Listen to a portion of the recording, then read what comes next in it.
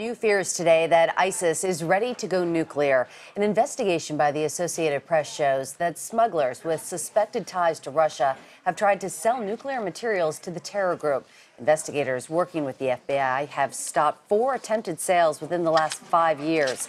CBS News senior national security analyst Juan Zarate joins us on the phone.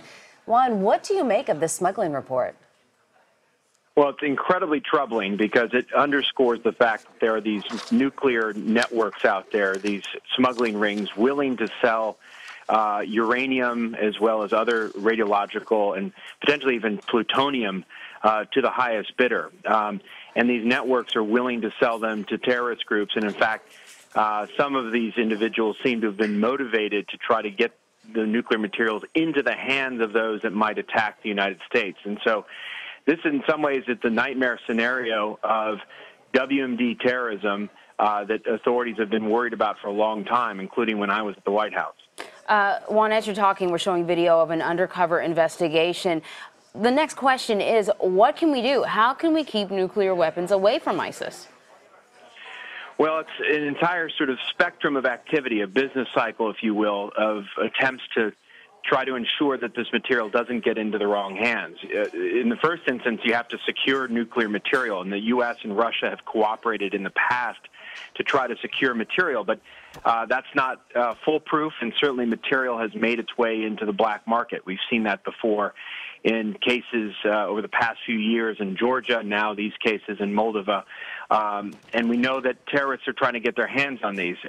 There's also deterrent factors, there's interdiction, there are these stings, and you also have to go after the terrorist groups and operatives that are actually trying to establish WMD research and capabilities. And the danger, of course, is with the Islamic State, we know that they've decided to use chemical weapons, and they may decide to try to move to the next stage, which is the use of nuclear or radiological devices. So does this report put pressure on Russia to take action then? Well, it's certainly going to highlight the problem of Russian material that continues to seep into the black market. That is going to raise questions as to how secure the stockpiles are. It's certainly going to raise questions as to whether or not there is a rogue involvement of FSB. These are intelligence officers, perhaps from the Russian establishment, who are a part of these networks. And it's going to raise questions as to whether or not the U.S. can work closely with the Russians, as we have in the past, given the rising tension with both countries. Mm-hmm. So then how concerned should the U.S. be about this report?